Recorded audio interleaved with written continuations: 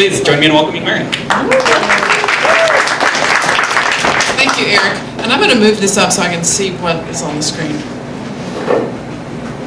because I don't have a remote. So thank you, everybody, for coming out. I love this. Is one of the best groups, because any group that has drinks in the name is fabulous. And Also thanks. And things, yeah, absolutely. But many of them have that implied. But the drinking part is the best part. So if you would. Next slide. Next slide, please. Okay, this is who I am, in case anybody wants to send me hate mail or anything else. I have way too many Twitter accounts that I have to manage. But if you're on Twitter, feel free to follow or not. And next slide. And I run 2 websites at the UNC Charlotte Urban Institute. UI.U, that's sort of the main website of the Urban Institute over there on the left. This is the one that I created for the Urban Institute. Doesn't look like that anymore. Does anybody here besides Aaron work at UNC Charlotte? Okay. You cannot reveal what I'm about to say. We've redesigned Plan Charlotte, and it still sort of vaguely technically follows how your website is supposed to look. But do not tell the website police about us, please, or I'll have to come kill you. Unless you work for, I hope you don't work for the website police. Okay, good. We've branded and everything has to look the same. Okay, but I hope you'll visit those websites.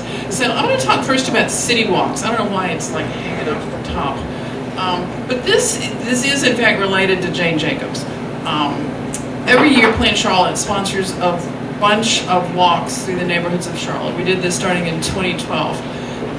The Jane Jacobs connection is that until this year they were called Jane's Walks or Jane Jacobs Walks. But nobody in Charlotte, well, let me rephrase that. Few people in Charlotte know who Jane Jacobs was. She's a cult idol. But unless you're in the cult, that's not going to mean a lot to you. I'm in the cult. Here we are with her book. But I'm going to talk a little bit about those walks because I think it's a really, really great way to get to know your city and to get to know people that you don't know. And as we all know, one of the big values of any city is just running into people and making connections, and those connections can flower in all kinds of unexpected ways. Next slide. Oh my. It says City Walk 17 planned, more to come, all May. the website right there, citywalkclt.org, that's where you find out where they all are. And that's just a picture of the book is, I don't know how many of you guys know David Walters, urban design professor. He's from England. He just retired this year. He was forbidden to read this book when he was in architecture school. He was walking around with that book, and a professor saw it and said, "You cannot read that book. She is not an architect, and she's a woman." So of course he went back and immediately read it. And this is one of the walks we did last year. I don't know if we're going to be able to replicate that walk. That was basically walk along Little Sugar Creek and look at all the biological creatures that live there. Next slide. This is the John Howard walk of last year. Actually, this picture was 2 years ago. He's going to replicate that walk. It's called Take a Walk on the West Side. And he can tell you more about it, but it's basically a linear park that kind of got created without really anybody planning for it to be a linear park all along Irwin Creek in and near the Revolution Park neighborhood. Next slide.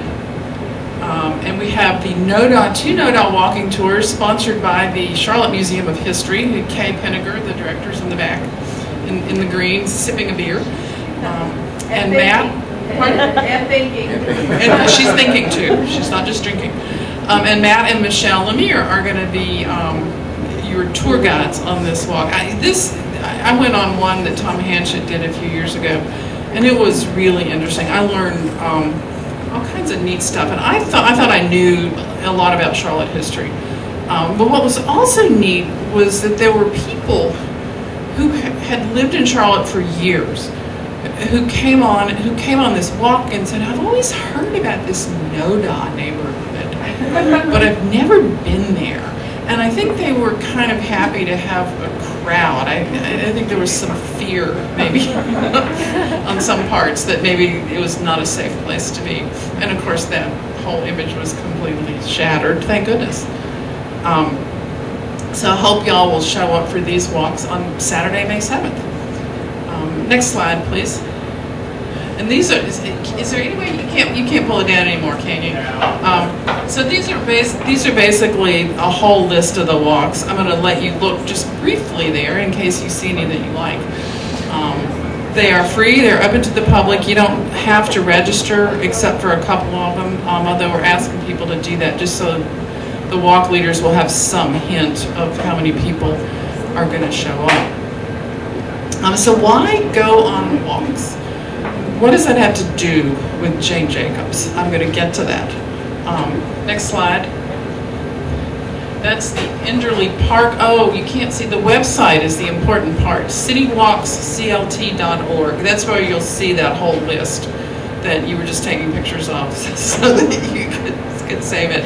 This is Enderley Park, which is a neighborhood at Tuckasegee Road. And I love this picture just because it shows it doesn't have to be fancy. You know, and the whole idea of Jane's Walks is that they're self-organizing. That people just say, I want to show off my neighborhood. I want to get together with my neighbors and raise a hand and say, I'll hold a walk. And that's kind of what Enderley Park did. The sign just says the Enderley Park Walk. And it doesn't have to be a glossy neighborhood. It doesn't have to be a neighborhood that, I mean, I think Enderley Park is fascinating, but let's get real, it is not a place with a lot of cachet. I mean, it's not Eastover, it's not Norris Park, it's not Pleasant Midwood, it's not NoDa. It is, however, a really interesting neighborhood. It was designed by John Nolan, who was the designer who designed Myers Park, which I had no idea about. Okay, next slide. So this is Jane Jacobs. She's the lady I'm going to talk about today. I think lady is too, she would have killed me if she'd heard me say that. And what is her connection to Charlotte? In fact, none. I called her once, though. I tried to get her to come to Charlotte and give a talk. She was in her 80s, and you know, it's unclear she even knew where Charlotte was. I had gotten her phone number from a mutual friend, and she said, I just don't travel well anymore, which I think was the polite way of saying, oh, come now. Charlotte, huh? But I think that what she wrote about and what she thought about are so pertinent for Charlotte and for many other cities today. Next slide, please. Jane Jacobs Walks is in fact a global phenomenon. If you go on one of the walks, you'll be doing something that people all over the world are doing. May 4th is the 100th anniversary of Jane Jacobs' birth. So they're doing a whole lot of nifty celebrations this year. Next slide. And these are some of the books she wrote, except for The Battle for Gotham, which she didn't write. It's about her. She basically forged her name in New York. She lived in Greenwich Village. Was born in Scranton, Pennsylvania. Never went to college. Moved to New York in the 30s, right out of high school.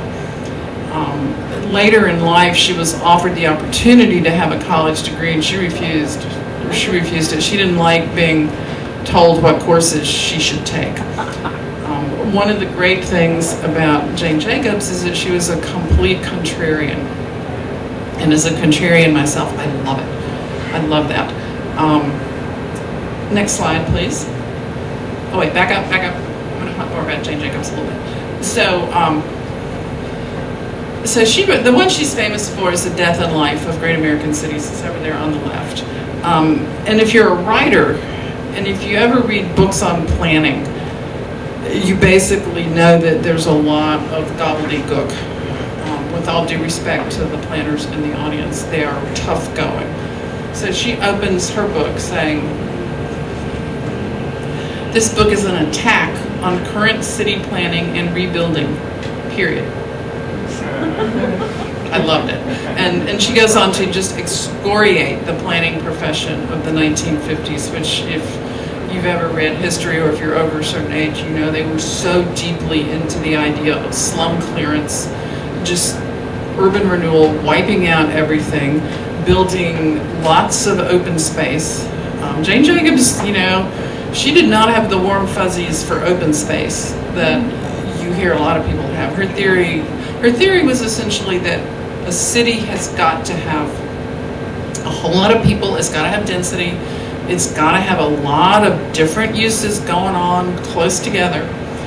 And that cars are not evil things, you just have to figure out how they fit into the larger picture. And her theory was that city planners of that era had no clue. Cluelessness was essentially her her description. I don't think she used the word. But I highly recommend this book if you feel like reading about 400 pages. It opened my eyes. I thought I had the Warren Burgess photo in there. Did I neglect to put that in? I think I neglected to put the Warren Burgess photo in there. I got 5 more minutes. Okay. Do you have a Warren Burgess photo? I've got a video. Okay, that'll have to do. Okay. So the guy who gave me this book it was a former city planner and who died about 10 years ago, not quite 10 years ago, named Warren Burgess. There's a street name for him right down North Davidson. And by giving me this book, he changed the trajectory of my career. Because I read this, and even though she was writing about essentially New York and Greenwich Village, so much of what she wrote applies in Charlotte today. And Charlotte is a really different city from New York, duh. But she wrote about, what she did was she watched her city. She observed what she saw. And then one reason she was trashing the planners was that they were operating on theories. Their theory was that if it was a slum, it had to be torn down. Their theory was that you have to accommodate parking. You know, their theory was that wide open spaces with lots of grass would improve the neighborhood. And what she was seeing was that the neighborhoods where they put those things into play were dead. You know, they had no life. People began to avoid them. So when people avoid a place, it allows, you know, it creates a vacuum into which criminals move. One of her theories was that if you have enough people out and about at all hours of the day and night, that keeps crime down, because most people are law-abiding and most criminals do not want to be caught performing their crimes in front of law-abiding people. It's a very simple theory, but it is amazing even today how many people do not get it. One sort of close to home example is people who are afraid to have a greenway near their house because they think all the criminal element will come in and, you know, run into their houses and steal their silver service and, you know, run away on the greenway. And in fact, what happens is that you have more people on the greenway, and so, you know, nobody, you know, people are mostly law-abiding, and the few scumbags who aren't don't want to do anything when other people are watching. It's that simple. So next slide. So I kind of went through this book the other day just to refresh my memory of what she wrote, and I tried to pull out some points that I think were really pertinent for NoDa in particular. She wrote that cities need old buildings. Cities need old buildings so badly it is probably impossible for vigorous streets and districts to grow without them. By old buildings, I mean not museum piece old buildings, not old buildings in an excellent and expensive state of rehabilitation, although these make fine ingredients, but also a good lot of plain, ordinary, low-value old buildings, including some run-down old buildings, which is exactly what I think allowed NoDa, which allowed this neighborhood to become what it is. This was a neighborhood that nobody was paying attention to in the 1980s and 1990s. It was neglected by the city. It had a good stock of old buildings built to be a village when this was a textile village. So you had this natural blending of uses. You had stores, houses, workplaces all close together. A lot of old, undistinguished old buildings that people who were starting imaginative enterprises could afford. Now, I think I've said this before, and you guys probably already know this anyway, but the destruction of the old buildings in Charlotte is a real problem for the city's hopes to attract an innovative and entrepreneurial class. Forget where George Washington slept, or where Captain Jack was buried.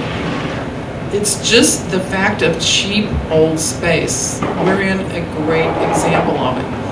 If this were a brand new building, I don't think the owners of this business could have afforded to go there. So the next thing, there's the Center of the Earth Gallery. Yeah. Next slide, please. So the other thing that I thought was important was she wrote about what she called the self-destruction of diversity. And by diversity, she didn't mean it in the modern sense of having, people of all races and sexual orientations. She meant mixed uses, basically. Diversity, lots of different people, different ages, different things going on in close proximity. And she observed that a lot of neighborhoods that had these things going on became popular, and as they became more and more popular, they gradually lost this diversity. And that was because they were successful, success kind of eating its children. Next slide. You can't read this, so I'll read it. But essentially what happens, and I see it happening all over Charlotte, it's happening most prominently in South End, but it's happening here as well, is that the people that own the property, that develop the property, figure out, okay, what's going to bring the greatest return on investment? And at any given moment, in a different place, this will be different. But right now, it's multifamily. It's easy to build. There's a market. So everybody's building multifamily. And over time, that will destroy the diversity of the area. It's not that multifamily by itself is bad. It isn't at all. It's just that you need a lot of different things, and having only multifamily, which crowds out stores, crowds out businesses, crowds out all the other uses. So many people want to live in the locality that it becomes profitable to build in excessive and devastating quantity for those who can pay the most. These are usually childless people, and today they are not simply people who can pay the most in general, but people who can or will pay the most for the smallest space. I just thought that, next slide. Next slide. I just thought that was really, I just thought that was so pertinent to Charlotte today. Next slide. This is the last thing I wanted to show you, because if you read any of Jane Jacobs' work, and I urge you to read it just because she's such a provocative thinker. I know a libertarian economist in New York who teaches the economy of Jane Jacobs. People think of her as a commie leftist pinko. She was not. She was uncategorizable. But the real message of all of her work is essentially don't just swallow received wisdom. It may be right, it may be wrong, but notice what really happens. She applied this thinking to the theories of economists, and I think she thought most of them were people who studied their textbooks and didn't look at the real world. She definitely applied it to planners. And so this is what she wrote about illustrations. Look around you. Your city is your illustration. Watch it and learn. So do I take questions now? Yeah, go ahead. Okay. Anybody got any questions? I've bludgeoned you. Okay. One of the things that we deal with in our neighborhood is with new development, it's kind of fighting that gentrification that's coming through our neighborhood. And one of the things that always comes up is how do we have workforce housing, where we encourage developers to build space for teachers, firefighters, police officers, etc. And by the time that they're presenting to us, it's too late because they've already got financing for their project. Is there anything that the city can do, or we can encourage the city to do, to look forward, do a little forward thinking and plan for how to do workforce housing, how to do things to keep our neighborhood diverse, as opposed to getting people paying the most for the smallest space. I think the city is over a barrel in a lot of ways.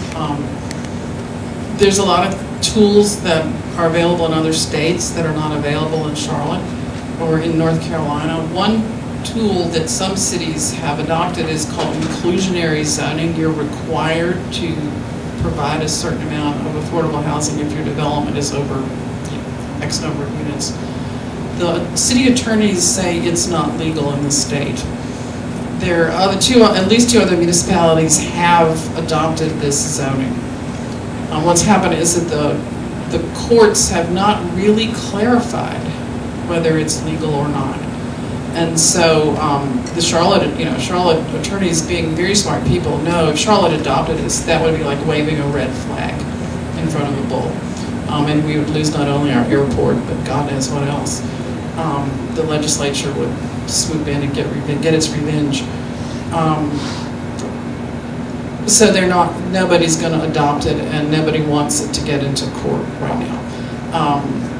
There's always the, I don't know, what do they call it in New York, the rent, where you can't raise the rent. Rent control. Rent control, yeah. Which apparently is legal in North Carolina. I thought it was illegal, but you won't find anyone around here doing it. The city keeps studying affordable housing, and they do some things, but you can't possibly expect your government to build enough affordable housing, even though in the private sector it just isn't going to do it.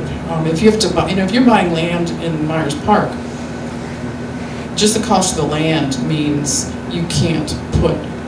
The only way you could build enough units to make it pencil out would be to have height and density such that your Myers Park neighbors would slash your tires and do worse things. There's something I've heard bubbling up a lot recently, and NoDa might be a place to try to get it to happen, is essentially community land trusts. It's a nonprofit. They buy land, and you got to buy it when it's cheap enough that people can afford it. I mean, the community land trusts, they got to get their money from someone, funders. Quote unquote funders. They buy land, and then they either build housing or provide housing, and they basically keep it's leased in perpetuity at an affordable rate. I mean, they set up legal instruments so that it stays affordable. I don't know that NoDa is big enough and rich enough to come up with the nonprofit money.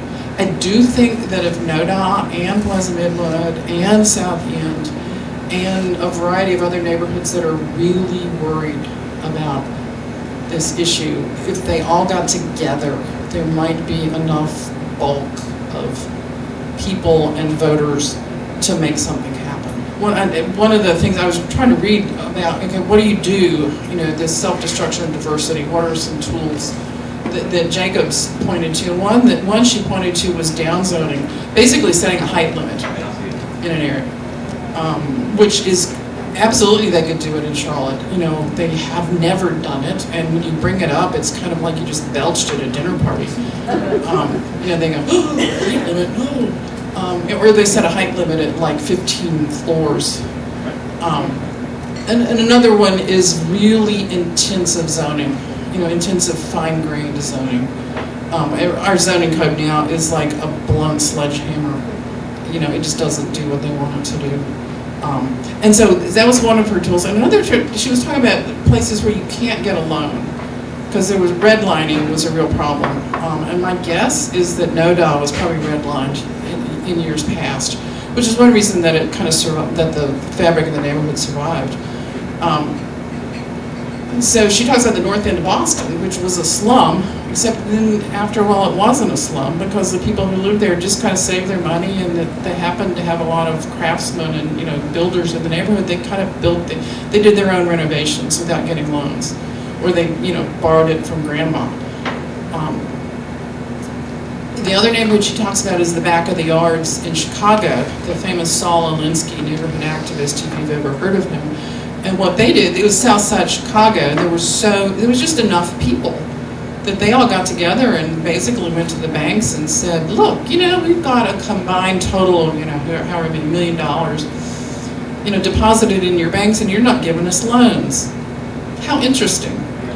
And the banks kind of figured out that there was a hidden threat there and started giving them loans. But what they did was use the a large number of people who all came together, and there was enough people with enough money at stake, even though no individual was rich, that they got people's attention. Any other questions? Probably have time for one more. One more.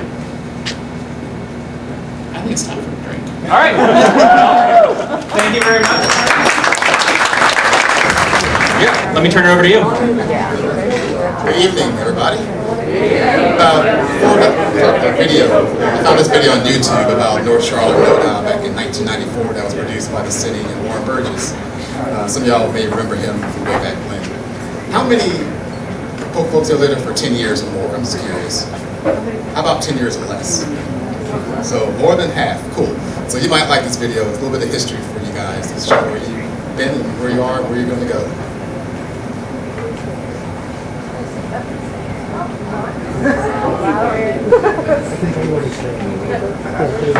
Call the sound guy. There's something on here that's, yeah, sure, it's the computer. Thank you.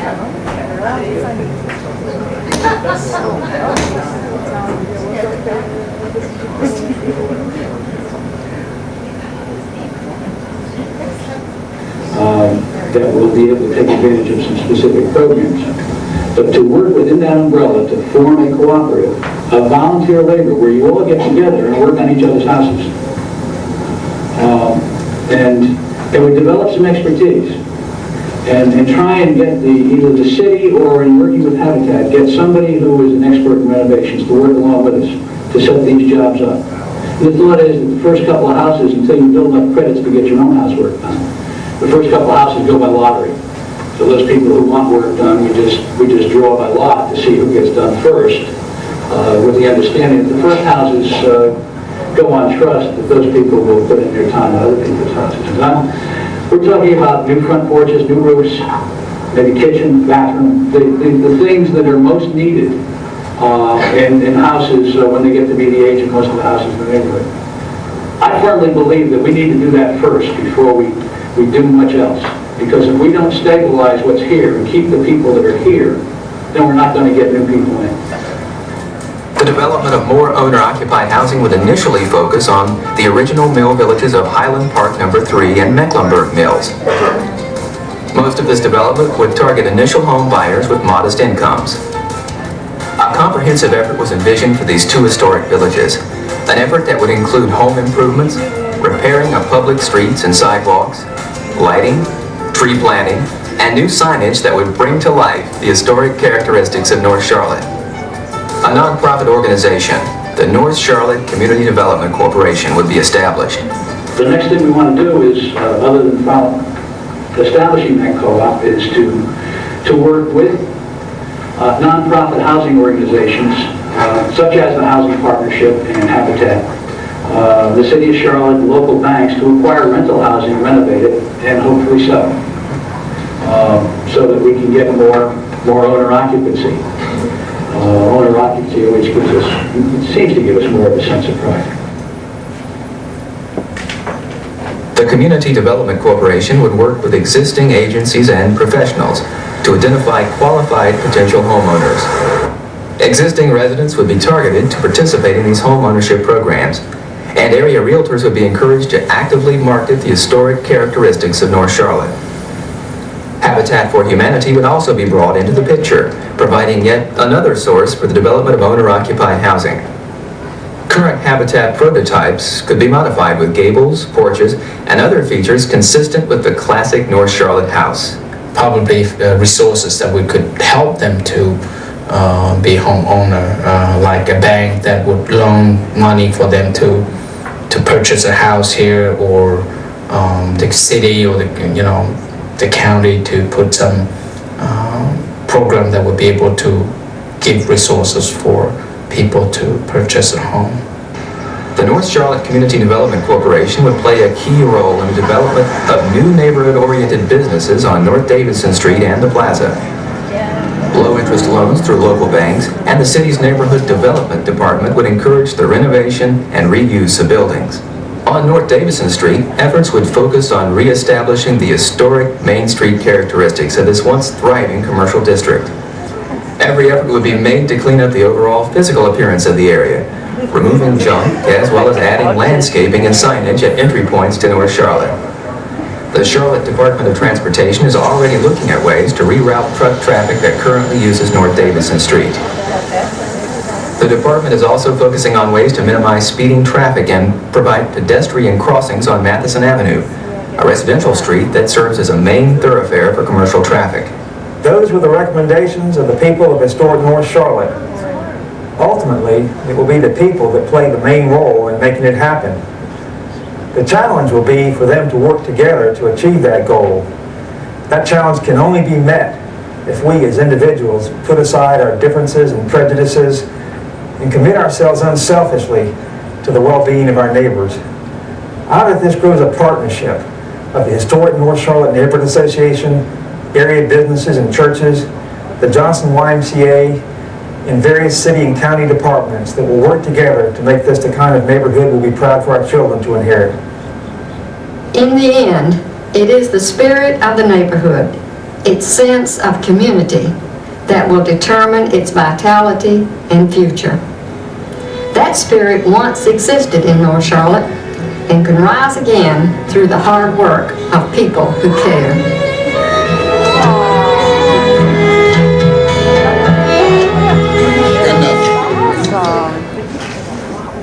Alright, so you can tell that there was a thought about affordable housing even way back 22 years ago about how do you preserve affordable housing. It sounds very forward-thinking some people back then. Some I don't know what happened to them. I'm not sure where they went. Maybe Lee, you might know some of those faces from back then. Maybe not. Yeah, so it just shows how fast things change, right? All those concepts about habitat partnerships for co-ops and affordable housing, and how do you get it done with financing. It's the same conversation now, 22 years later. So it's amazing how much has happened, but also how much really has not happened. Again, my name is John Howard. I manage the Historic Districts program in Charlotte. I'm not going to talk a lot about the details of what we do. I'm going to try to talk about how maybe all this stuff kind of layers in together, how preservation can kind of help with affordability, sometimes not. We're going to talk about some zoning that can help with that issue as well. Next slide, please. But we do have a few tools in the toolbox. As Mary said, we don't have a lot of tools. We don't have inclusionary zoning. We don't have things that are illegal, but maybe legal somewhere else. But we do have county landmarks. Y'all know all about that with your mill buildings here. Also the Register of Historic Places, which North Charlotte already has that designation. And you get a tax credit if you do work to a certain level for historic homes and properties in your district. You've got the Museum of History that Kay is running now as kind of an advocacy group. And other tools like zoning, urban zoning districts can kind of help build on compact lots, very small parcels, and also conservation districts. I think that's what you're alluding to in terms of how do you control height, density on property. Raleigh has a version of that, but the legislature kind of made part of it illegal, where we couldn't have architectural standards, but you can control height, density, open space. So that could be one tool that we could probably introduce in Charlotte. And we've been talking about this for years and just have not done that yet. Setbacks as well. So it's more of a volume type control district. Next slide, please. Again, North Charlotte is one of our two existing mill districts, surviving mill districts. Hoskins Mill on Rouse's Ferry is the other one. That's very much intact, but at the same time, it could be very much in danger in a few years. So thinking ahead is very critical for us right now. Next slide, please. And there are some tax credit projects here in Charlotte, right? That could be somebody's house. Cool. Awesome. I did good. So 3040 North Alexander Street got your tax credits back in 2016. Well, in 2016, right? So congratulations.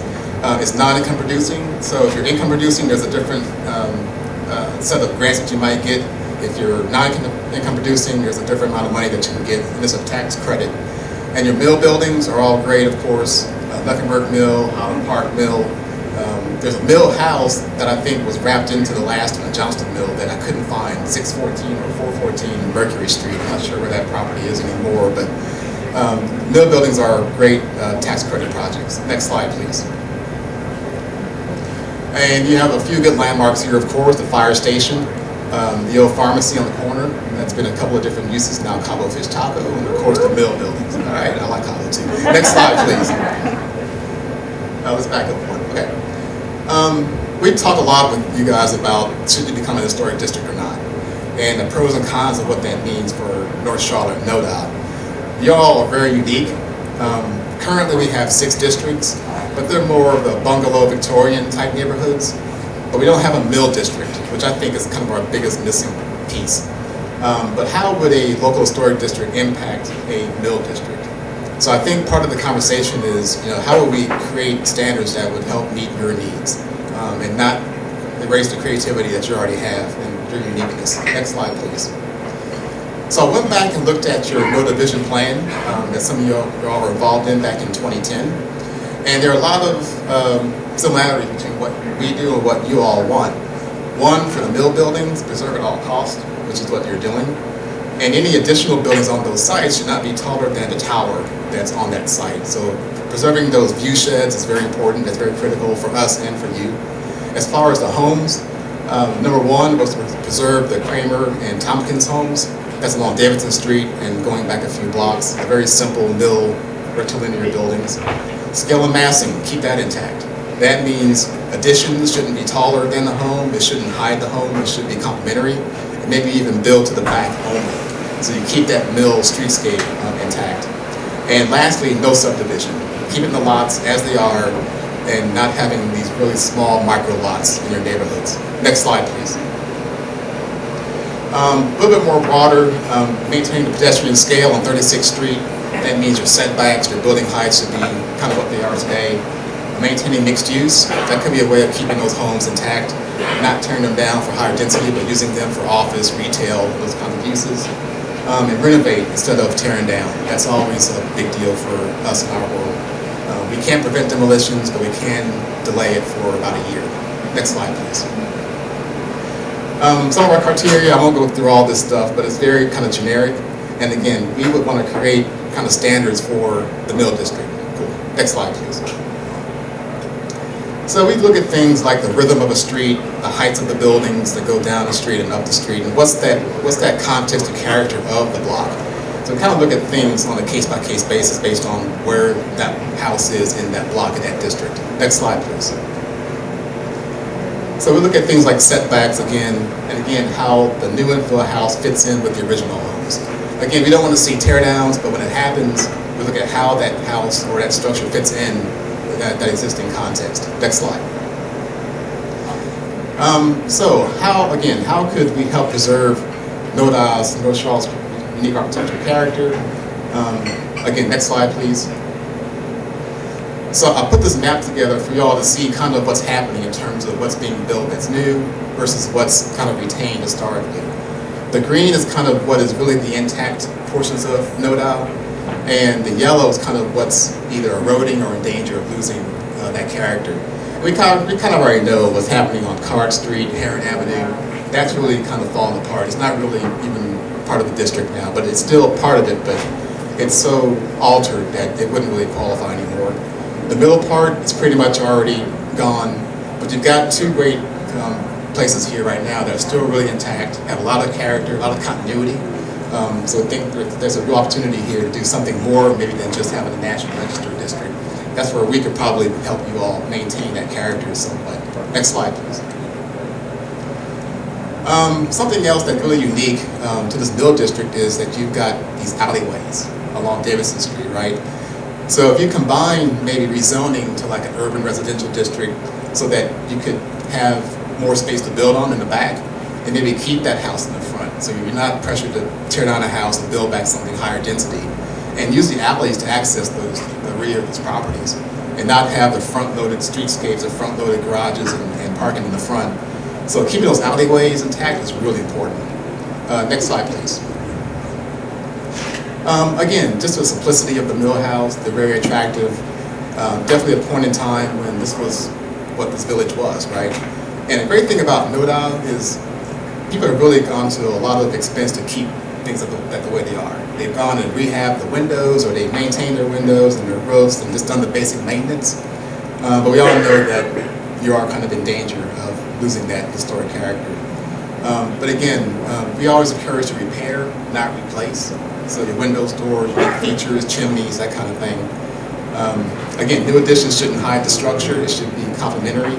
And we don't look at routine maintenance. If you need a new roof, that's not us. Next slide, please. This house is a nice renovation project, right? I mean, it kind of did everything that they're supposed to have done. Looked great. They didn't add on to the top. It's kind of renovated what was already there. Next slide, please. And this is what happens when things kind of go backwards. Can you even tell where the original house is? It's still there. It's hiding in the middle. Yeah, so and that's what we don't want. We don't want to see the weird addition on the front, the hump in the back. It's just a little bit awkward. Next slide, please. We don't regulate art or paint color. Next slide. And again, the streetscape rhythm, we want to preserve that the best we can. So we're really sticklers about that. Next slide, please. And cool stuff like this, I think it's kind of a cool outbuilding. We wouldn't make this person tear that down. We would just say, if you want to maintain it, fine. But we don't go out and make people meet current code. Whenever you change something, then that's when we kind of get in the business.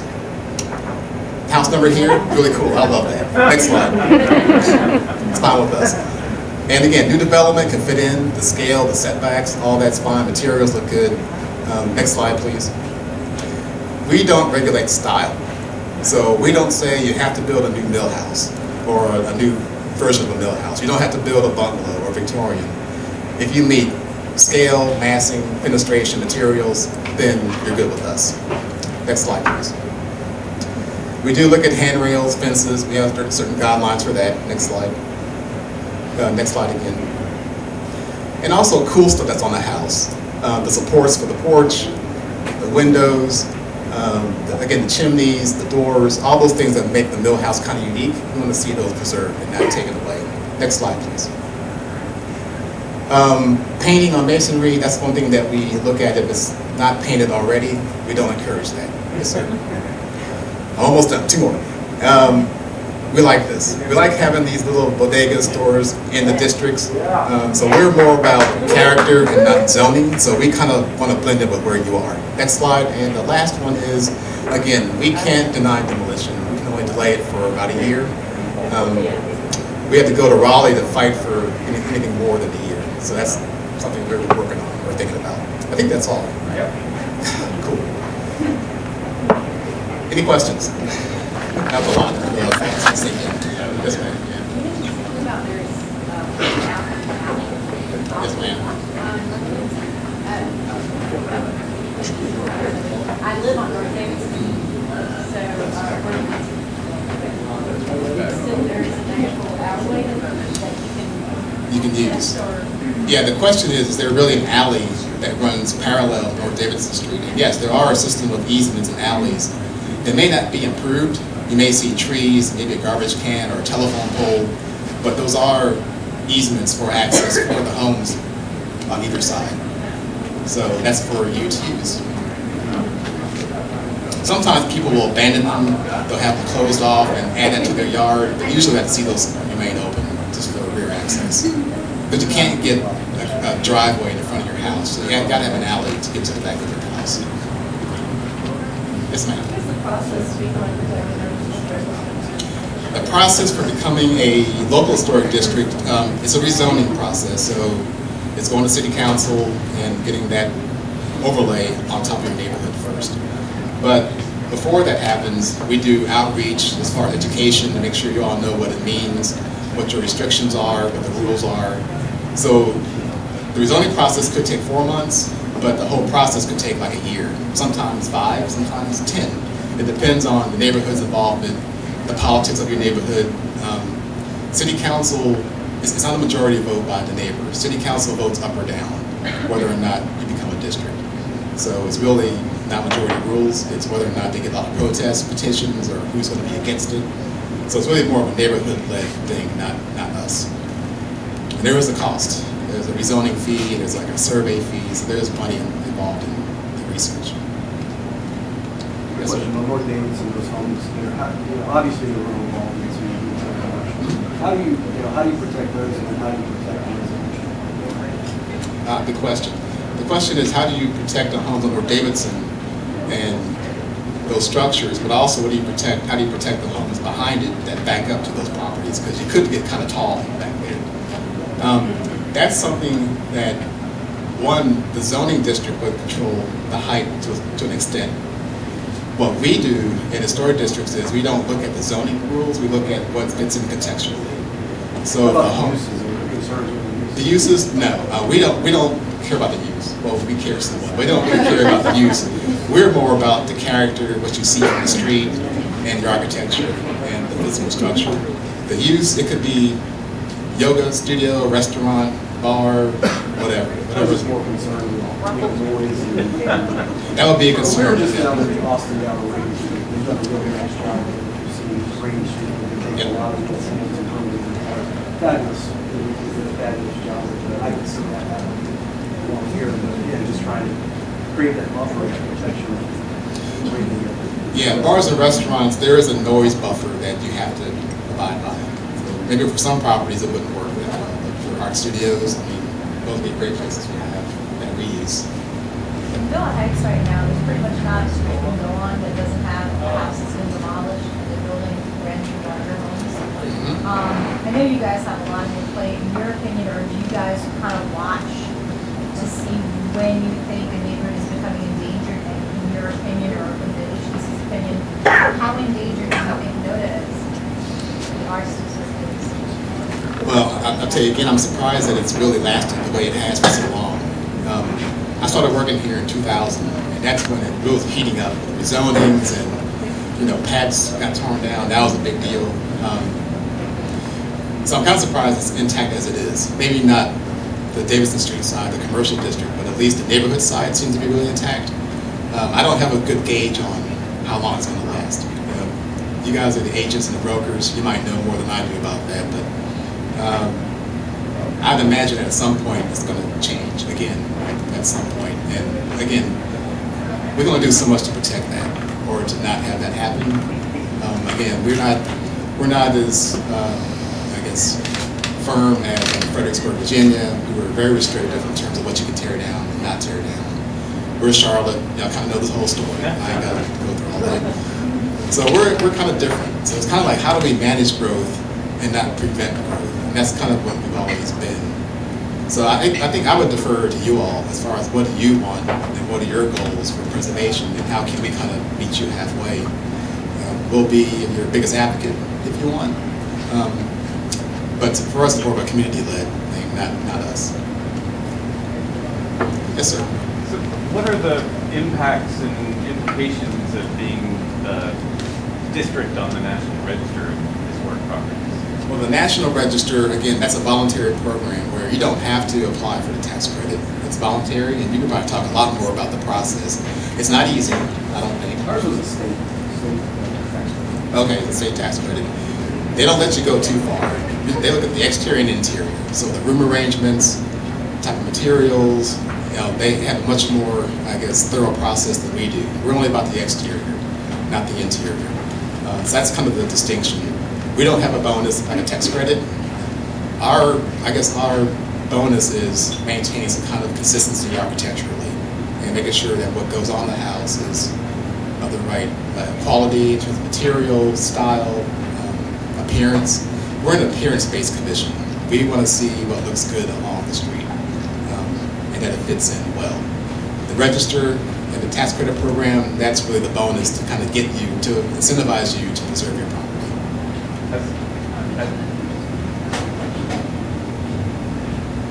Yeah, thank you, Mary. And really, there's no protection for demolition with any of these programs.